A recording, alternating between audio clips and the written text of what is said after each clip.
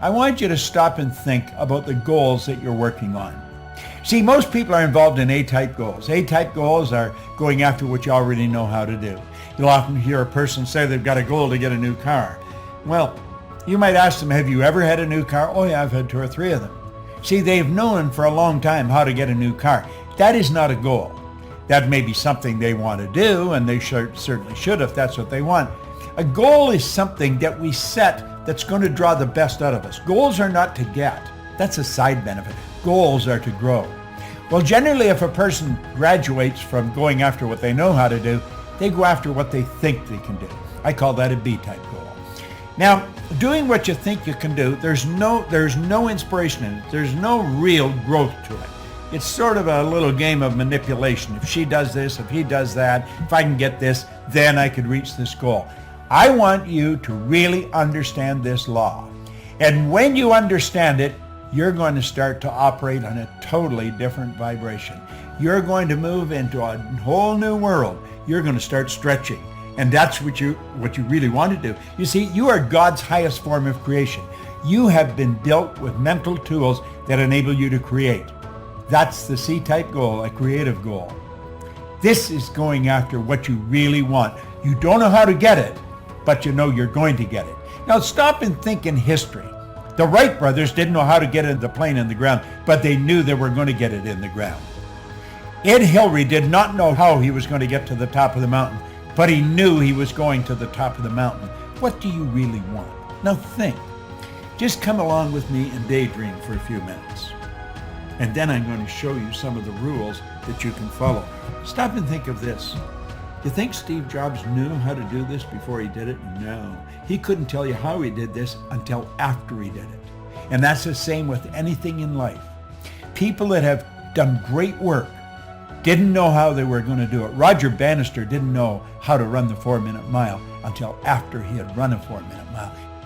If you can see it, you don't have to know how to get it. Your life will change. You see, you're a whole lot more than what you appear to be on the surface. Now that would be a photograph of you if it was taken with a Kirlian camera. Semyon Kirlian perfected a form of photography where he photographs the body. And you look so much different than in regular life. You see, you're so much more than you appear to be or even think you are. You already have within all that's required to attract, literally.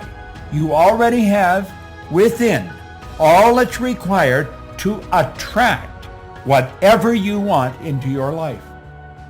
Now I want you to think of this before we go any further. There's only 2 sources of reference to go to find out anything about yourself. One's science and the other's theology. Both of them clearly indicate nothing is created or destroyed. If nothing's created or destroyed, then everything's already here, if not in one state, another.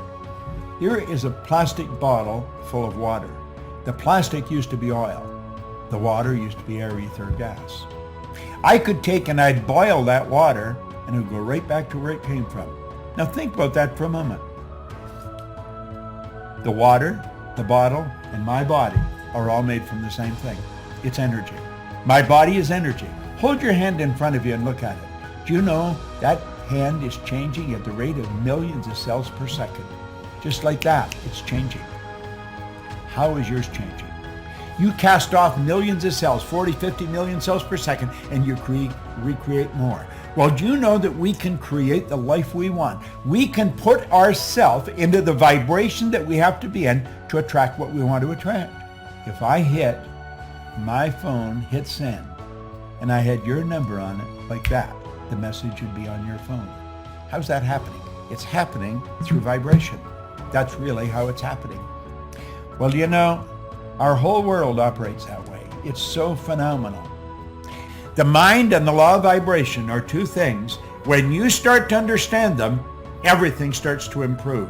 When you really understand them, you take control of your life. You've been given the ability to do that. All you have to do is learn how. The law of attraction works intellectually, your intellectual mind. You start thinking, you'll start attracting more thoughts on that frequency.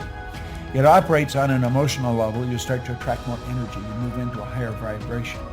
And of course, it changes everything on the physical level.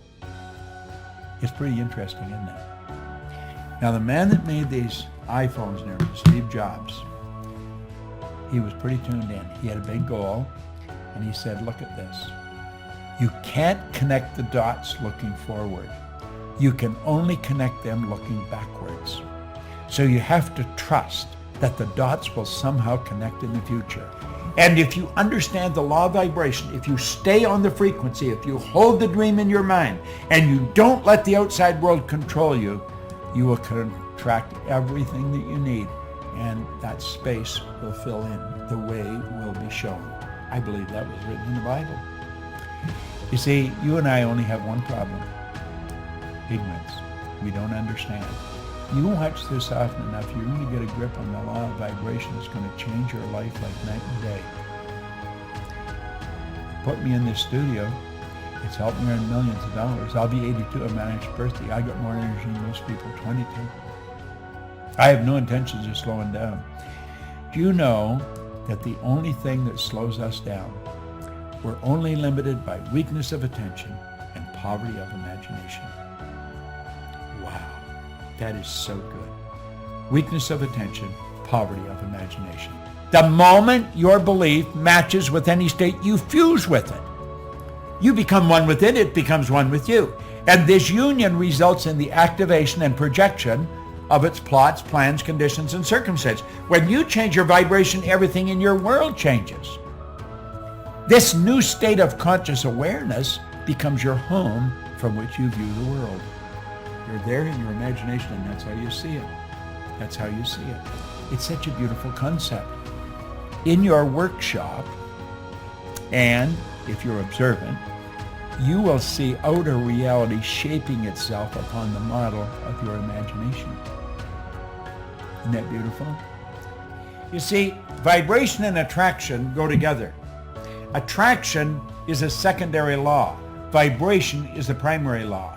Everything vibrates. The law of vibration decrees that nothing rests. Everything moves. We literally live in an ocean of motion.